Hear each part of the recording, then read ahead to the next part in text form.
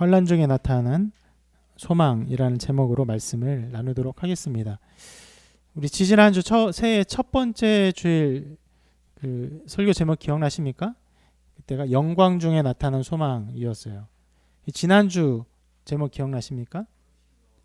네, 부르심 중에 나타난 소망. 예, 아주 훌륭합니다. 예. 지난주에 그렇게 물어봤기 때문에 네. 네. 오늘은 환난 중에 나타난 소망. 이런 제목이 비슷한데요. 이렇게 흐름을 보다 보니까 이러한 흐름이 나타나서 이 제목을 짓게 되었습니다. 자, 영광 중에 나타난 소망을 통해서 그 하나님께서 떨기나무, 타지 않는 떨기나무 가운데 모세를 만나시는 것을 보았죠. 그리고 지난주에는 부르심 가운데 나타난 소망의 제목을 통해서 하나님이 모세에게 사명을 주신 것, 끝까지 거절하고 안 하려고 하는 모세에게 사명을 맡기시는 그 장면을 살펴보았습니다. 그리고 오늘은 환난 중에 나타나는 소망이라는 제목으로 이스라엘 백성이 어려움을 당해요.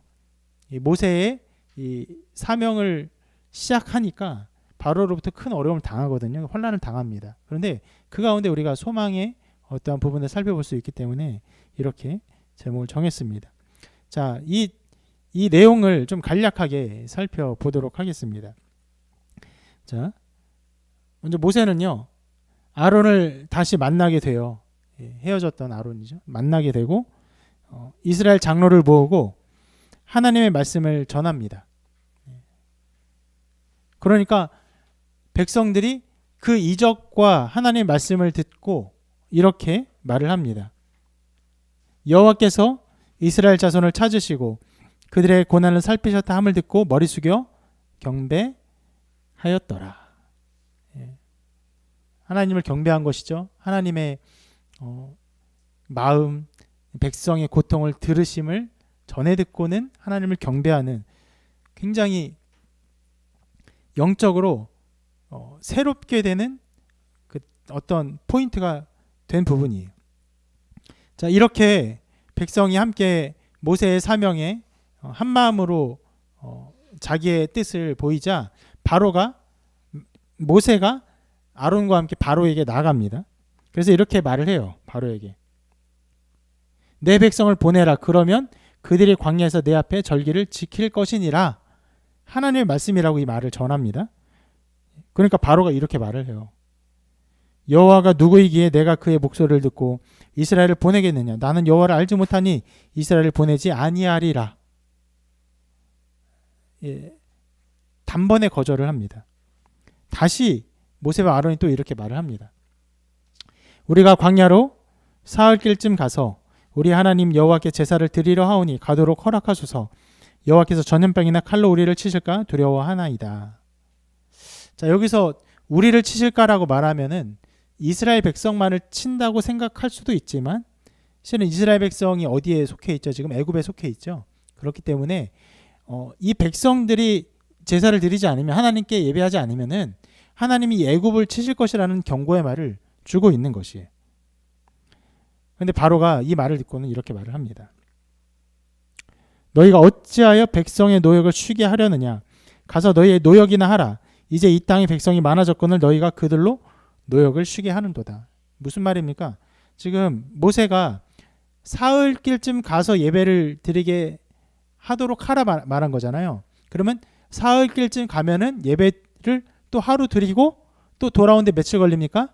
사흘 걸리잖아요. 그러면 며칠을 쉬는 거예요? 총 최소 6일에서 7일까지의 날을 쉬는 거잖아요. 그러니까 바로가 왜 노역을 쉬게 하느냐. 가서 너희 노역이나 해라. 너네는 도대체 여기 왜 있느냐. 이렇게 말을 하는 거예요. 그래 놓고는 바로가 이런 명령을 합니다. 자, 짚을 이제 스스로 줍게 해라. 벽돌을 만들 짚을 제공했는데 그 벽돌 만드는 일을 하면서 짚을 스스로 줍게 하면서 또 이렇게 말합니다. 이렇게 고된 노동을 통하여서 자, 그들로 거짓말을 듣지 않게 해라. 모세와 아론이 하고 있는 이 거짓말을 이 백성들이 듣지 않게 해라. 짚을 스스로 주워 만들게 해라. 이렇게 말합니다. 그래서 그 뒤에 일이 일어나요. 어떤 일이 일어나냐면 자, 감독들과 기록원들이 바로의 명령대로 노동을 시킵니다. 근데 이 노동이 할 수 있는 수준이 아니었어요. 그래서 그 짚을 줍는데 짚이 그 적절하게 공급이 되지 않으니까 그루터기라도 갖고 와서 온 애굽의 그루터기를 다 구해와서 그걸 가지고 어떻게든 벽돌을 만들려고 벽돌을 만들었던 것 같아요. 그런데 이게 그 이틀 동안 그 할당량을 제대로 채우지 못하게 됩니다. 그러니까 자, 채우지 못하자 이스라엘 자손의 기록원들을 매질합니다. 이게 그 당시에 그 지배 구조를 좀 볼 수 있는데, 처음에 감독과 기록원들이 노동을 시켰잖아요. 얼마나 일을 했는지 기록하는 사람들인데, 그 애굽의 기록원들이 따로 있었고 이스라엘 사람들의 기록원이 따로 있었어요. 그게 효율적이죠. 옛날에 우리나라 친일파 같은 거예요. 우리나라 사람들 중에서 몇 명 그 일본 사람들을 위해서 일할 사람들을 뽑죠. 뭐 공공기관을 뽑네요. 공공근로 이런 걸로 뽑을 수 있는. 뽑으면은 그 사람들이 일본 사람들의 일을 돕게 되는 거잖아요. 약간 그런 거예요. 그러니까 이 사람들이 나빴다는 것이 아니라 그런 일을 했어요. 이스라엘의 기록원들. 그리고는 이스라엘 기록원들을 이제 매질하는 거예요. 그러면은 이제 이스라엘의 기록원들이 또 누구를 매질하겠습니까? 자기 동족들. 실제로는 그 이 기록원들이 그 이스라엘 백성을 직접 매질하진 않아요. 이스라엘 기록원들을 매질하면 동족이 동족을 매질함으로 그 엄한 노동을 막 하게 하는 거죠. 참 교묘한 어떤 그 체제인데, 자, 이런 일이 벌어지니까 이 이스라엘의 기록원들이 이거 너무하다, 좀 심각하다 하면서 이런 일이 벌어진 것이 그 애굽의 기록원들하고 감독들이 벌인 어떤 자작극이다, 자기들을 괴롭히려는 어떤 계략이다라고 생각을 했던 것 같아요. 그래서 어떻게 하냐면 이렇게 합니다. 바로에게 바로 가요. 바로 왕에게 가서 이 사실들을 알려요. 어떻게 이렇게 합니까? 어떻게 짚을 주지 않고 똑같이 짚을 그 벽돌을 똑같은 수를 만들려고 합니까? 우리가 이 일을 당하고 있는데 이것은 그 사람들의 큰 죄입니다. 이건 애굽의 죄입니다. 이런 일이 있어서는 안 됩니다라고 상소를 해요. 그러자 이 말을 들은 바로가 이런 말을 합니다. 너희가 게으르다 게으르다. 그러므로 너희가 이르기를 우리가 가서 여호와께 제사를 드리자 하는도다. 이제 가서 일하라. 짚은 너에게 주지 않을지라도 벽돌은 너희가 수량대로 바칠지니라. 이 말을 해요. 이스라엘의 기록원들이 충격을 받습니다. 애굽의 기록원들과 감독들의 자작극 혹은 그들의 그 억압하는 어떤 나쁜 마음이라고 생각을 했는데 보니까 이게 아니에요. 바로가 이스라엘 백성들을 게으르다고 평가했던 거예요. 그리고 뭡니까? 너희가 이르길 우리가 가서 여호와께 제사를 드리자. 여호와께 제사를 드리자 하는 말이 바로에게 들렸기 때문에 우리가 이 제사를 드리려고 하는 이 태도를 바로가 게으른 것, 그리고 이것을 핑계로 일을 놓고 싶어하는 말로 들었구나. 그래서 우리에게 지금 엄한 노동을 바로가 직접적으로 시킨 것이구나 라고 생각하고 화가 미쳤다. 큰일이 일어났다. 이 나라의 통치자인 바로가 이스라엘 백성 전체를 게으르다고 평가하면서 그들에게 엄한 노동을 앞으로도 계속 시키려고 하고 있구나. 이것은 하루 이틀의 문제가 아니고 내 위에 있는 감독관의 문제가 아니고 우리 민족 전체에게 벌어진 엄청난 일이구나. 이것을 깨닫게 돼요. 그리고 돌아가는데 가는 길에 모세와 아론을 만납니다. 이 기록원들이. 그래서 이렇게 말을 해요. 너희가 우리를 바로의 눈과 그의 신하의 눈에 미운 것이 되게 하고 그들의 손에 칼을 주어 우리를 죽이게 하는도다. 여호와는 너희를 살피시고 판단하시기를 원하노라. 무슨 말입니까? 모세, 아론 너희 때문에 우리가 지금 완전 망해 죽을 위기에 처해 있다. 바로가 말한 이 게으르다 이 벽돌을 만들라. 이게 얼마나 그 무서운 말인지를 알았던 거예요. 만약 여러분 벽돌을 제대로 만들지 못하면 어떻게 됩니까? 계속 매질당하거나 혹은 죽이게 되겠죠. 이것이 너희들 때문에 된 것이다. 하나님이 너희의 그 잘못, 너희의 맘대로 예배를 드리겠다고 그렇게 자의적으로 꾸민 것을 하나님께서 그 심판하시고 하나님께서 벌을 내리시기를 원한다. 이렇게 말을 하고 있는 거예요. 이 말을 듣자 모세와 아론이 아주 당황하게 되고 모세가 하나님께 기도합니다. 내가 바로에게 들어가서 주의 이름으로 말한 후로부터 그가 이 백성을 더 학대하며 주께서도 주의 백성을 구원하지 아니하시나이다. 실은 여러분 이게 그 기도처럼은 기도의 어떤 그 틀을 가지고 있지만 내용을 보면 기도 같지 않죠. 원망처럼 보이죠. 도와주세요라가 이런 말이 아니라 하나님도 구원하지 아니하시나이다. 우리는 큰일을 당했습니다. 원망을 하고 있어요. 그 말을 듣고 하나님께서 이렇게 말씀하십니다.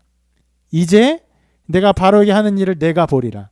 강한 손으로 말미암아 바로가 그들을 보내리라. 강한 손으로 말미암아 바로가 그들을 그에 쫓아내리라. 쫓아내는 게 뭡니까? 흡사 쥐를 쫓아내듯이 빨리 없애고 싶어하는 마음으로 그 내보내듯이 너희들을 내보낼 것이다 이렇게 말을 하는 것이에요. 자, 이후로 이 말씀하신 이후로 그 본격적인 사건 무엇입니까? 10가지 재앙과 관련된 여러 가지 사건들이 쭉 나타나요. 여러분 제가 그 대략의 줄거리를 말씀드렸는데 여러분 이 내용들이 그 모세와 바로의 이야기를 잘 알았음에도 이 세세한 내용들이 잘 기억나진 않을 거예요. 왜냐하면 보통 10가지 재앙이 시작되고 그로 인해서 바로가 고난을 받고 이스라엘 백성이 풀려날 어떤 소망들이 생기고 마침내 10번째 재앙, 장자의 죽음의 재앙으로 이스라엘이 출애굽하는 것은 많이 듣게 됐는데 이 사건은요. 실은 왜 이렇게 하셨는지를 좀 잘 모르겠어요. 의문을 갖게 되는 부분일 수도 있어요. 10가지 재앙을 일으켜서 두렵게 하는 것도 아니고 도리어 이스라엘 백성만 이 일로 인해서 더 고되게 만들었어요. 이렇게 하실 수 있었으리라고 생각돼요. 예. 곧바로 10가지 재앙을 내리시면 될 것 같은데 하나님 그렇게 안 하셨어요. 왜 안 하셨을까 참 의문스러운 부분이. 그리고 여러분 중간에 하나님께서 모세에게 전하라고 하는 말이 있었거든요. 그래서 모세 그대로 전합니다. 이렇게 전했는데요. 자, 우리가 광야로 사흘길쯤 가서 우리 하나님 여호와께 제사를 드리려 하오니. 자, 이 말 하나님께서 전하라고 한 대로 전한 거예요. 근데 여러분 이 말을 보면요. 이게 정말 하나님 원하신 것이었습니까? 이스라엘 백성이 광야에서 사흘길쯤 와서 한번 예배하고 돌아가는 것이 하나님의 궁극적인 목표입니까? 아니죠. 하나님은요 출애굽시키는 게 목표예요. 아예 나오게 하는데. 근데 왜 하나님이 의도한 그 목표가 아니라 그거보다 실은 굉장히 낮은 거예요. 아주 낮은 수준의 요구예요. 이 요구를 왜 굳이 여기서 말씀하셨을까? 왜 하나님은 사흘길을 가서 예배하겠다는 말을 전하게 하셨을까? 왜 하나님은 재앙을 곧바로 내리지 않으셨을까? 왜 굳이 이런 일을 통해서 하나님은 백성들에게 큰 환난을 당하게 하셨을까?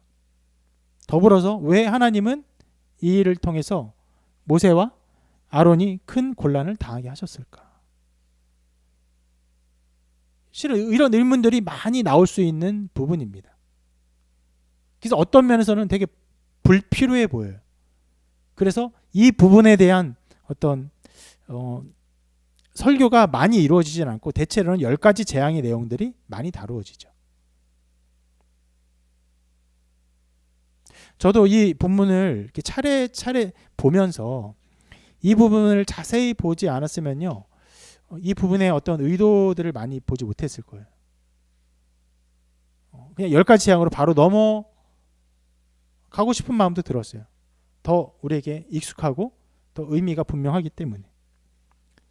그런데 불필요해 보이는 것 같은 이 한 걸음, 나중에는 열 걸음이라고 한다면 실은 한 걸음이라고 볼 수 있는데, 자, 이것은요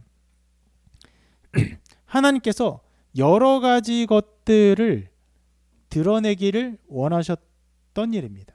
이 일을 통해서 실은 많은 것들이 드러나요.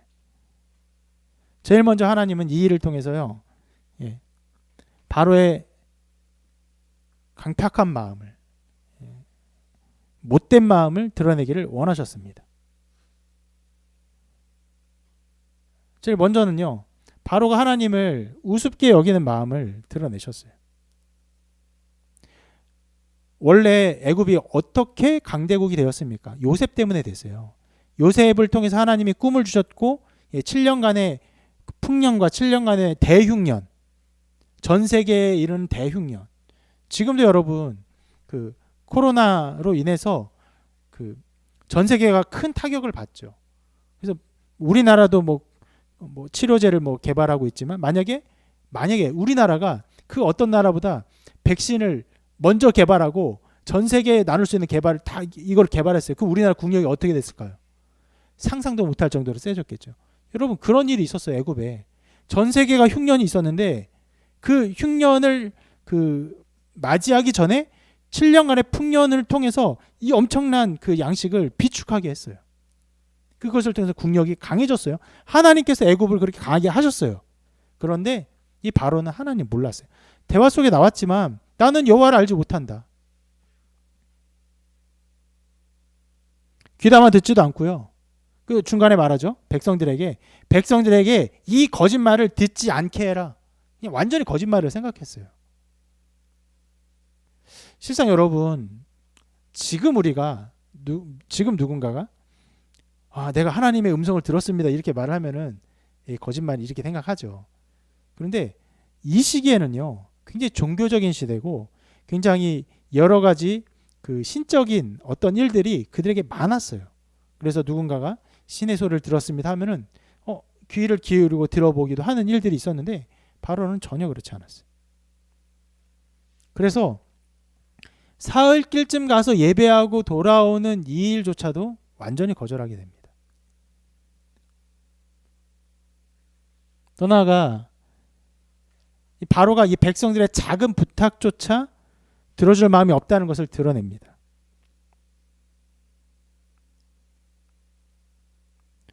방금 말씀드렸죠. 사흘길이에요. 사흘길 가서 예배하고 돌아오는 것.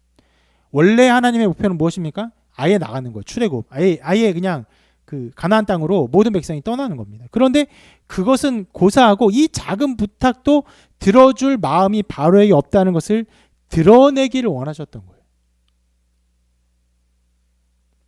아주 굳은 마음입니다. 그리고 바로가 백성들을 얼마나 미워하는지를 이것을 통해서 드러냅니다. 여러분 이 제안이 있자마자 어떻게 됩니까? 그것을 고려해 보거나 생각해 보는 것이 아니라 이 백성들이 게으르구나, 딴 생각을 하고 있구나, 아주 사는 것이 여유가 있으니까 지금 딴 생각을 하는구나, 아주 고된 노동으로 딴 생각을 하지 못하게 두려움으로 통치해야겠다라 생각해서 말도 안 되는 통치를 하게 됩니다. 곧장 시행했어요. 곧장 아론과 모세가 떠나지도 않았는데 이 명령을 바로 내렸어요. 그리고 그 일이 시행되고 얼마 지나지 않아 금방 매질하고 금방 폭압적인 정치를 계속 하게 됩니다.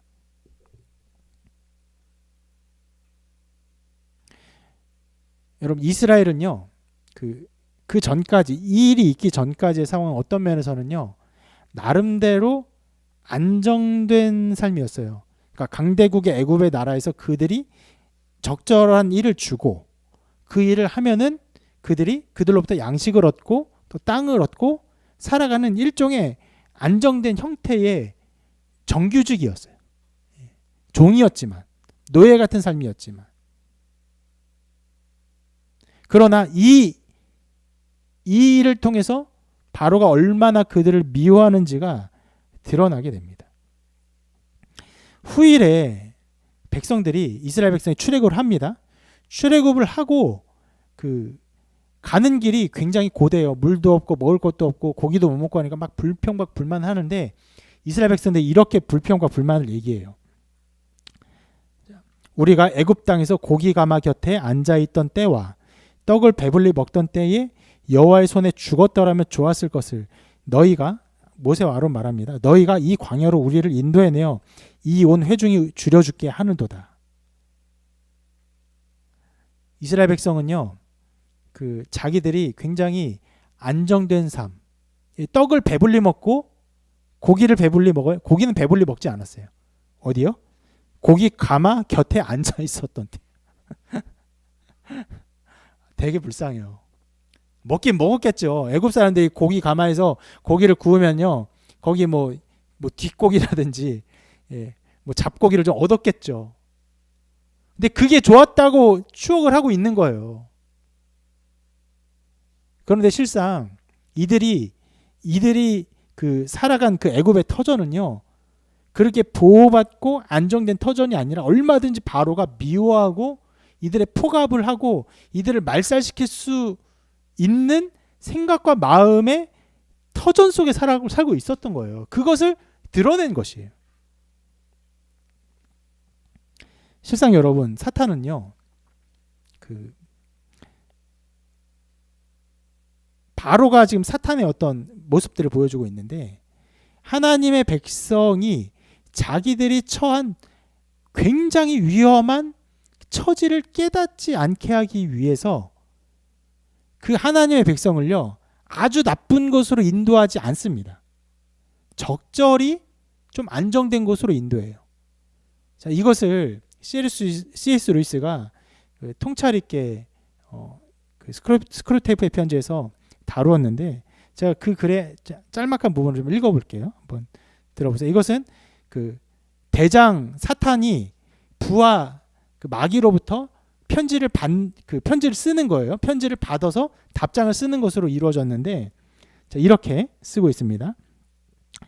너는 이제 부하 마귀입니다. 인간을 꼬시는 부하 마귀를 너라고 표현하고 있는 거예요. 너는 유럽에 사는 인간들이 또 전쟁을 시작했다는 소식에 기뻐서 미치겠어요 라고 썼더구나. 그렇게 편지를 쓴 거예요. 부하 마귀가. 1차, 2차 세계대전을 배경으로 이 글이 쓰여진 것입니다. 물론 전쟁을 통해 상당한 분량의 잔혹성과 음탕함을 기대할 수는 있다.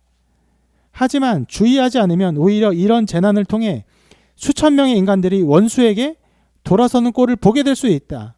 이 원수가 무엇입니까? 하나님을 말하는 거예요. 그러니까 인간들은 죽음을 예감할 수 있는 곳에서 죽는다. 그러니 원수편에 있는 인간들은 그야말로 완전한 체비를 갖추고 죽음을 맞이하는 셈이지. 그러니까 전쟁에서 죽을 수 있는 환경이잖아요. 거기서 죽는 것은 신자들에게, 원수의 손에 있는 그런 사람들에게 가장 좋은 환경이란 거예요. 이제 죽음의 위협에 있으니까 하나님을 믿음을 점검하고 자기의 신앙을 점검하고 자기 생각도 점검하고 그리고 준비하면서 그 죽음을 맞이하잖아요. 그러니까 그렇게 쓰는 거예요. 그야말로 완전한 체비를 갖추고 죽음을 준비하는 셈이지. 그래서 그 전쟁보다는 모든 인간이 값비싼 요양원에서 죽는 게 우리한테는 훨씬 더 좋은 일이야. 이런 제안을 주는 거예요. 그러니까 인간들이 전쟁을 하면서 그 참혹성 속에 놓여 있다고 부하 마귀가 막 기뻐하니까, 야, 그렇게 기뻐할 일이 아니다. 도리어 그 전쟁의 위험함은 그들에게 하나님께 갈 수 있는 그런 길이 될 수 있다라고 말하는 거예요. 지금 바로와 애굽과 이스라엘 백성의 상태가 그 상태예요. 원래 어떤 상태입니까? 벽돌을 굽게 하는 상태. 그게 어느 거예요? 적절한 양식 주고 안전하게, 그리고 그냥 그런 상태에서 미래가 나름대로 보장되는 노예지만. 그런데 하나님께서 드러내게 하셨어요. 어떻게 해요? 바로의 이 분노와 미움을 통해서 엄청난 그 포갑을, 말도 안 되는 정책을 통해서 이들을 억압하게 하신 거예요.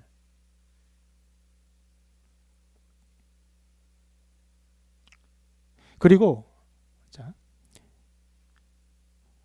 바로가 이 엄청나게 말도 안 되는 이 노동을 시키는 것을 통해서 바로가 엄청난 학대를 이스라엘에게 가하고 있음이 드러나게 하셨어요. 자, 이게 실은 중요한 부분인데, 자, 이 전까지 그 벽돌을 그냥 굽게 하는 것은요 가능한 일인데, 이 집도 주지 않고 벽돌을 구워라, 그리고 수량을 맞추지 않은 매질하는 것은요 말 그대로 폭정이었어요. 여러분, 바로가 폭정을 한다는 사실은요 매우 중요합니다.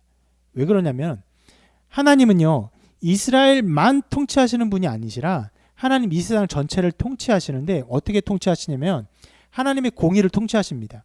그래서 이스라엘 백성을 애굽에서 끌어낼 때 무엇이 있어야 되냐면 애굽에 죄가 있어야 돼요. 애굽에 죄가 충분히 있어야 그 죄에 대한 심판으로 하나님이 재앙을 내리시고, 그리고 이 백성들을 끌어낼 수가 있는 거예요. 만약에 이 죄가 충분하지 않으면요 하나님이 충분하지 않은 하나님께 재앙을 내리시면요 하나님 어떤 하나님입니까? 불의의 하나님이 되는 거죠. 여러분, 그래서 실은 하나님께서 이 말씀을 너희들이 그 애굽에 갔다가 돌아오게 될 것이다를 언제 처음 약속하셨냐면 아브라함 때 약속하셨어요. 400여 년 전에 이미 약속하셨는데, 그때 뭐라고 약속하셨냐면요 이렇게 약속하십니다. 내 자손은 4대 만에 이 땅으로 돌아오리니 이는 아모리 족속의 죄악이 아직 가득 차지 아니함이니라. 이 무슨 말이냐면, 아브라함이 지금 가나안 땅에 있었어요. 근데 가나안 땅에 있었는데 그 땅을 다 얻지를 못했습니다. 그래서 하나님과 여러 가지 이야기를 하는 중에 자식에 대한 얘기를 했어요. 내가 그 별과 같이 많은 자손을 얻을 것이다. 그러면서 내가 이 땅을 얻을 것이다 라고 말하면서 이 말씀하세요. 내가 언제 얻냐면 4대 만에 갔다가 돌아오는 거예요. 돌아와서 그때 이 땅을 얻을 것인데, 왜 그러냐? 이 아모리 족속, 가나안 땅을 그 다스리고 있는 모든 아모리 족속의 죄악이 아직 가득 차지 않아서 지금 너에겐 땅을 못 준다고 말씀하시는 거예요. 그러면 4대 만에 갔다 돌아오면 어떻게 됩니까? 아모리 족속의 죄악이 가득하죠. 그때는 하나님이 이 죄에 대한 심판을 하면서 이 백성들을, 이 악한 백성들을 몰아내고 하나님의 백성들에게 가나안 땅을 줄 수가 있는 거예요. 자, 그런 면에서 바로가 여기서 폭압을 하는 것은 중요한 거예요. 하나님은요, 자, 이와 같이 악과 불신앙을 드러내는 일을 하십니다.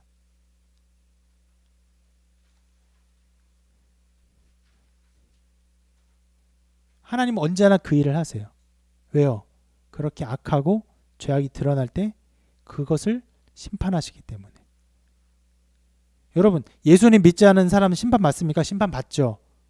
그것이 가장 큰 죄악이지만, 그것뿐 아니라 그들의 도덕성과 그들의 윤리의식에도, 실은 예수님을 믿지 않는 사람은 예수님을 믿지 않는 것이 얼마나 악한 죄인지 모르잖아요. 그런데 예수님을 믿지 않는 사람도 그들 스스로 죄악되고 악한 것을 깨닫고 그 죄에 대한 마땅한 심판임을 알도록 그 죄를 드러내세요. 그런 일이 나타날 때, 하나님이 이런 일을 하실 때, 죄악을 드러내실 때 어떤 것 같냐면 하나님이 계시지 않는 것 같아요. 하나님이 감추어진 것처럼 보여져요. 하나님이 나타나지 않는 것처럼 보여질 때 세상은 어떻게 됩니까? 더 악해져요. 여러분, 이것의 가장 확실한 그 증거가 언제였습니까? 멀지 않았죠. 1, 2차 세계대전 때였어요. 하나님이 보이지 않는 것처럼, 하나님이 감추어진 것처럼 있었죠. 세상은요, 그 이해할 수 없는, 정말 어떻게 그럴 수 있을까 싶을 정도로 침략하고 전쟁하고 죽이고 수천만 명이 그 전쟁에, 그 몇 년간의 전쟁에 다 죽음을 당했죠. 어떻게 그런 일이 있을 수 있을까 싶을 정도예요. 그것이 하나님이 하시는 일이 드러내세요. 세상의 죄악과 악, 그들이 얼마나 악을 추종하고 악을 사랑하는지 드러내세요. 그 가운데 신자들이 고난을 겪기도 합니다. 신자들도 하나님 과연 어디 계신가 의문을 품기도 해요. 그러나 하나님은 그 일을 분명히 하십니다. 그리고 또 이 일은요, 이것도 드러내는데 바로 백성들의 불신앙을 또 드러냅니다. 처음에 모세와 아론이 이 백성들을 만났어요. 이 백성들을 만난 것은 무려 40년 만의 일입니다. 40년 만에 만나서 하나님의 말씀을 전하고 이적을 보이니까 백성들이 실은 이렇게 말합니다. 백성들이 믿으며 여호와께서 이스라엘 자손을 찾으시고 그들의 고난을 살피셨다 함을 듣고 머리 숙여 경배하였다. 굉장히 아름다운 장면. 정말 눈물 나는 장면. 하나님에 대한 신앙과 그 하나님에 대한 믿음이 거의 사라지는 그런 시기에서 모세를 통해서 하나님의 역사하심이 전해지고 그들이 하나님을 다시 한번 경배하는 모습처럼 나타났어요. 그런데 모세가 가서 말하고 바로로부터 학대가 이루어지자마자 이렇게 말하죠. 그 감독원들, 그 기록원들이, 이스라엘의 기록원들이 너희가 우리를 바로의 눈과 그의 신하의 눈에 미운 것이 되게 하고 그들의 손에 칼을 주어 우리를 죽이게 하는도다. 여호와는 너희를 살피시고 판단하시길 원하노라. 예, 모세와 아론이 하나님으로 부름받았다는 걸 전혀 믿지 않았어요. 여러분 이것을 보면 알 수 있는 것이 있는데 이 기록원들은요. 하나님에 관심이 있는 것 같지만 실제로는 하나님께 관심이 없어요. 하나님께서 모세와 아론을 보내시고 이적을 주시면서 하나님의 말씀을 주셨음에도 불구하고 그 모든 것을 깡그리 무시했어요. 너희들이 모세와 아론이 자의적으로 행동한다고 생각했던 거예요. 그럼 여러분 기록원들이 생각하는 하나님은 어떤 하나님입니까? 그들에게 고난을 주지 않는 하나님. 그들에게 이 말도 안 되는 노동을 허락하지 않으시고 그냥 그들이 적절히 살 수 있게 보호해 주신 하나님으로 생각했던 거예요.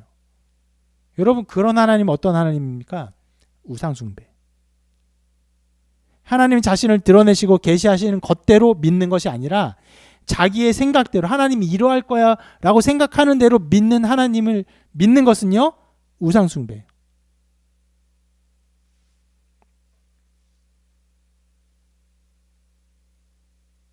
이런 우상숭배가 많습니다. 정말 많아요. 교회 다니는 사람들이 다 하나님 믿기 때문에 교회를 다니죠. 근데 그 만나서 얘기를 해보면요. 다 나름의 하나님을 믿는데 자기 생각이 하나님을 믿는 일이 어마어마하게 많아요. 우리는 말씀 속에서 하나님이 어떻게 역사하셨고 삼위일체 하나님이 어떤 하나님이시고 삼위일체 하나님이 창조와 구원과 우리의 삶의 역사 속에 어떻게 나타나는지를 알아야 되는데 이것에 별 관심이 없고 내 삶 어떻게 인도하시는가, 내 삶 어떻게 복되게 되는가, 내 삶 어떻게 안전하게 되는가 이것만 바라보는 사람들이 어마어마하게 많아요.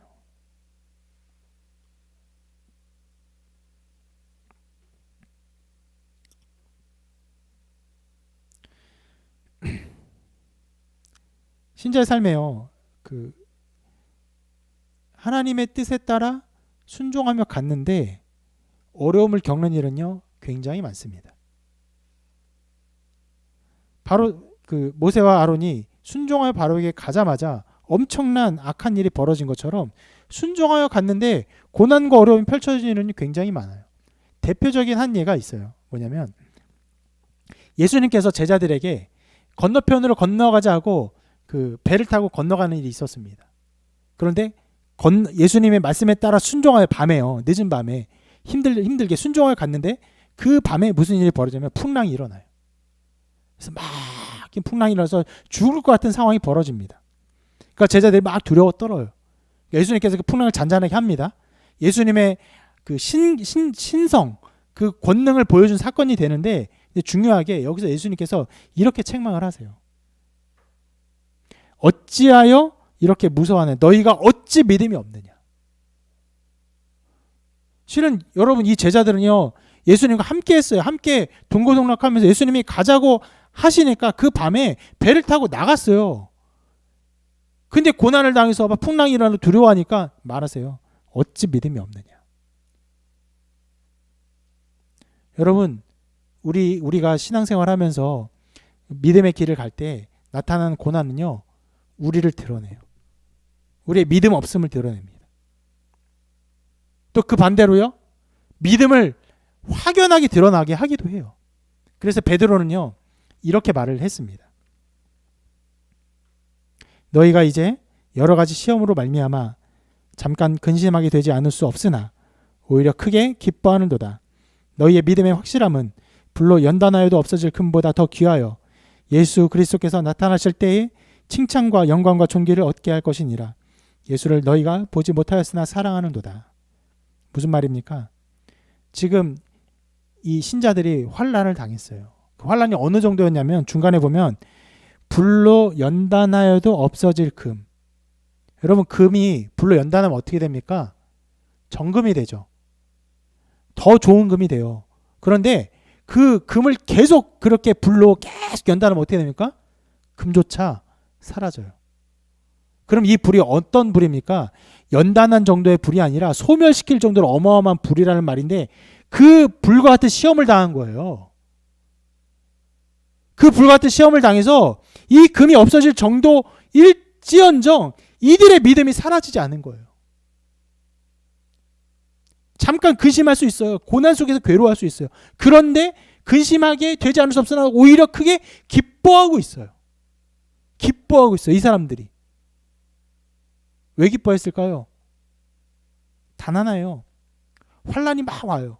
그러면 실은요. 어떤 환난을 당하면 사람은요. 그 신앙과 믿음을 포기할 수밖에 없어요. 그런데 이 자들의 마음 가운데 이 신앙이 포기되지 않는 거니까 난 포기하지 않을 거야 라고 억지로 하는 게 아니라 그냥 포기되지 않는 거예요.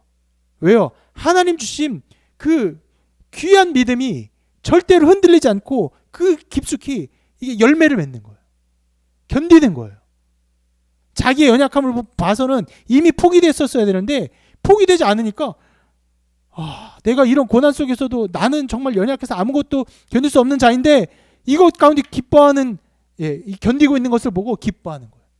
하나님 주신 믿음의 진실성을 보는 거예요. 그래서 바울은 이렇게까지 말했죠. 우리가 환난 중에도 즐거워하나니. 이거는요. 환난 중에도 즐거워하는 하나님 주신 일에서 즐겁고 그래 환난도 즐거워 이런 게 아니라 환난 중에 너무 즐겁다는 거예요. 너무너무 즐거워한다는 기뻐한다는 거예요. 왜요? 환난은 인내는 연단은 소망을 이루어요. 그래서 알기 때문에 환난 중에 기뻐하는 거예요. 환난을 당하면요. 이 믿음이 사그라지는 것이 아니라 하나님 주신 믿음은요. 절대로 없어지지 않고 드러나기 때문에 기뻐한다는 것이. 이런 일들이 일어나요.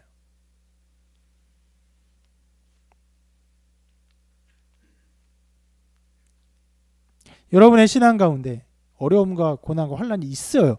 여러분 분명히 있습니다. 왜요? 우리가 가는 길은 좁은 길이에요. 좁은 문이에요. 넓은 길이 아닙니다. 그래서 분명히 어려운 일이 있어요. 그럴 때 그런 어려운 일로 인해서 이 백성들처럼 의심하고 원망하고 자기의 불신앙을 드러내는 것이 아니라 그 환난이 오고 어려움이 있을 때 도리어 하나님 주신 믿음이 선명하게 드러나는 여러분의 삶이 되기를 바랍니다. 그런 은혜를 소망하며 그런 은혜를 구하시기를 바랍니다. 그리고 여러분 이 일은요. 모세의 불신앙도 드러냅니다. 자, 이스라엘 백성 학대를 받자 곧바로 모세가 이렇게 기도를 했는데요.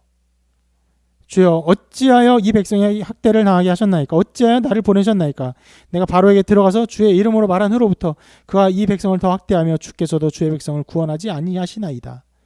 아까도 생각했죠. 여러분 하나님 도와주세요라는 기도 같지도 않아요.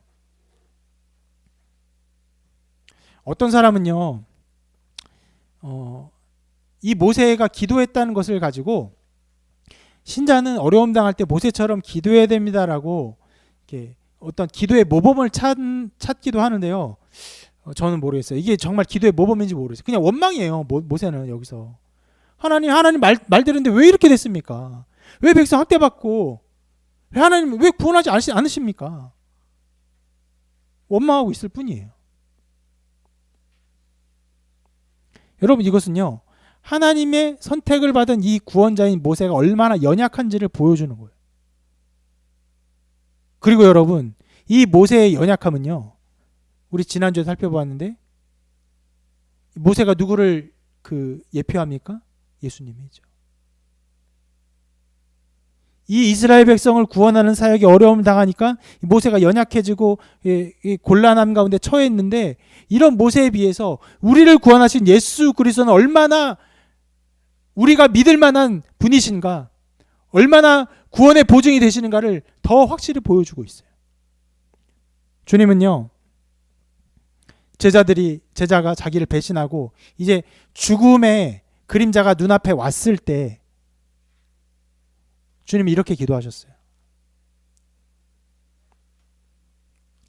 아버지께서 내 안에, 내가 아버지 안에 있는 것 같이 그들도 다 하나가 되어 우리 안에 있게 하사 세상으로 아버지께서 나를 보내신 것을 믿게 하옵소서. 모세는요, 하나님을 의심했어요. 하나님 왜 구원하지 않으십니까? 라고 의심했지만 예수님은요, 제자들이 배신하고 이제 죽음의 위기에 처했을 때, 죽음이 눈앞에 이뤘을 때 하나님 의심한 것이 아니에요. 둘이 이렇게 기도해요. 아버지께서 내 안에, 내가 아버지 안에 있는 것 같이, 그렇게 하나를 이룬 것 같이 그들도 이 위험 가운데 있는 이 구원의 은혜를 바라보지 못하는 이 연약한 자들도 하나가 되게 하시기를, 이 삼위일체 하나님의 그 하나됨이 그들에게도 있게 하시기를 기도하고 있어요. 예수님의 바라봄은요, 하나님 저들을 불쌍히 여겨주옵소서 그런 정도가 아니라 삼위일체 하나님의 하나됨이 그들에게 있는 신적 연합이 있게 하시기를 구하고 계신 거예요. 인간의 연약함과 인간의 한계와 두려워 떠는 모습을 더 뛰어넘어서 주님은 탁월한 구원자로서, 인간이시지만 하나님으로서 우리를 향한 이 간구의 기도를 올리고 계신 것입니다. 하나님을 알고 계세요. 왜요? 하나님과 한 분이시기 때문에, 하나님이 주님 안에 있고 주님이 하나님 안에 있기 때문에 하나님의 구원사역을 의심하지 않고 두려워하지 않고 도리어 이 죽음의 위기 속에서 십자가에 달리시는 그 바로 앞에서 어두운 그림자 가득한 그곳에서 도리어 주님은요, 하나님과 하나 되심을 영롱하게 빛과 같이 선명하게 드러내고 있어요. 그러면서 우리를 향해 기도하십니다.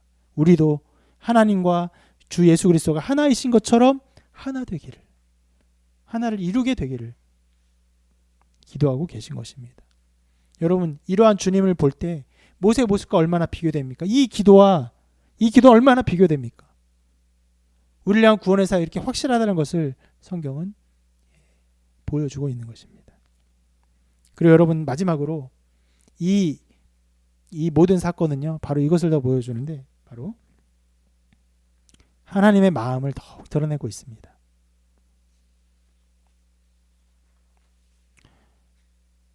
바로의 악함으로 악함이 확 드러났어요. 그리고 백성의 고통이 더 심화되었어요. 또 어떻게 했습니까? 모세가 불신했어요. 하나님의 구원의 계획들이 모든 면에서 걸리는 것처럼 보여요. 그렇지만 이런 어려움이 나타났을 때, 이때가 바로 은총의 때였어요. 이런 어려움이 나타나자 하나님께서 말씀하시죠. 이제 내가 바로에게 하는 일을 내가 보리라. 강한 손으로 말미암아 바로가 그들을 보내리라. 강한 손으로 말미암아 바로가 그들을 그의 땅에서 쫓아내리라. 이제 때가 이른 거예요. 모든 일이 안 되는 것 같고 모든 일이 걸리는 것 같지만 그런 일이 있기 때문에 하나님의 이 마음, 백성을 구원하는 마음은 더욱 드러나요. 하나님은 어떠한 가운데서도 하나님의 구원의 사역을 멈추는 분이 아니세요. 모세가 원망해도, 모세가 두려워하고 불신하고 있어도 하나님은 그 일을 이루세요. 아까 대표기도 하면서 우리 대표기도 하신 자매님이 참 안타까운 마음으로 기도를 했죠. 세상의 어두움과 죄악과 그들을 구원하신 하나님의 은혜가 있기를 참 안타까운 마음으로 기도했는데, 어두움이 가득하고 지금 정말 날마다 교회가 하루라도 뉴스에 나오지 않는 날이 없어요. 사람들이 하루라도 교회를 욕하지 않는 날이 없어요.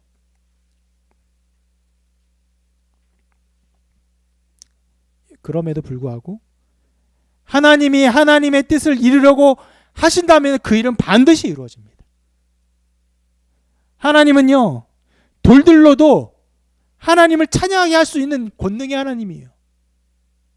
때가 이르면요, 그의 택한 백성인 모세조차 하나님 의심할지라도 하나님의 구원 계획은 절대로 넘어지거나 멈춰지지 않아요. 하나님 그 일을 이루십니다. 하나님 구원의 날 반드시 이루세요. 어떤 것도 제한받지 않으세요. 어떤 상황에서 제한받지 않으세요. 하나님은 그의 백성을 살리시고 그 가운데 하나님의 영광을 충분히 이루십니다.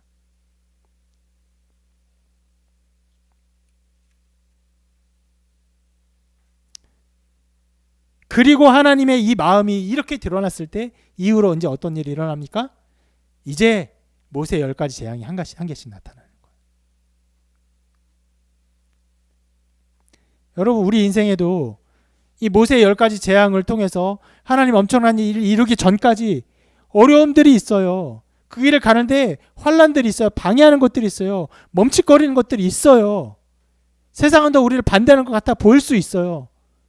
그 모든 것들이요, 여러분, 이 세상의 정체를 드러내는 것이고 또 우리의 어떻게 보면 연약함을 드러내는 것이고, 그러나 그럼에도 불구하고 하나님의 구원 사역과 예수 그리스도의 온전함을 더욱더 드러내는 일임을 여러분 기억하시길 바랍니다. 여러분, 지금 세상에서 교회가 정말 승리할 것이다, 이 복음으로 교회가 승리할 것이다, 이런 긍정적인 신호를 어디서 발견할 수 있습니까? 아무것도 보기 어려워요. 그러나 여러분, 우리 주 예수 그리스도의 사역을 깊이 볼 때, 주님의 저 기도를 볼 때, 그 안에서 하나님의 구원 사역을 이루신 하나님의 이 모든 일들을 볼 때 하나님의 구원 사역이 이루어질 수 있음을 오직 그 말씀 안에서만, 주님의 사역 안에서만 우리는 볼 수 있는 것이, 우리는 오직 그 안에서 참된 소망을 얻을 수 있습니다.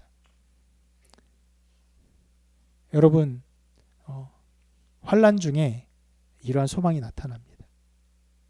우리도 이 환난, 여러 가지 환난을 겪고 있지만 우리에게 이런 소망이 있기를 바랍니다. 오직 하나님만 바라보고, 이 일을 이루신 하나님 열심만 바라보고, 이 일을 온전히 이루신 우리 주 예수 그리스도의 온전하심만 바라보는 이 소망이 우리에게 참되게 자리하여서 두려워하지 않고, 이 두려움에 함몰되지 아니하고 이 믿음으로 정말 승리하게 되는 우리 모두가 되기를 주님의 이름으로 축원합니다.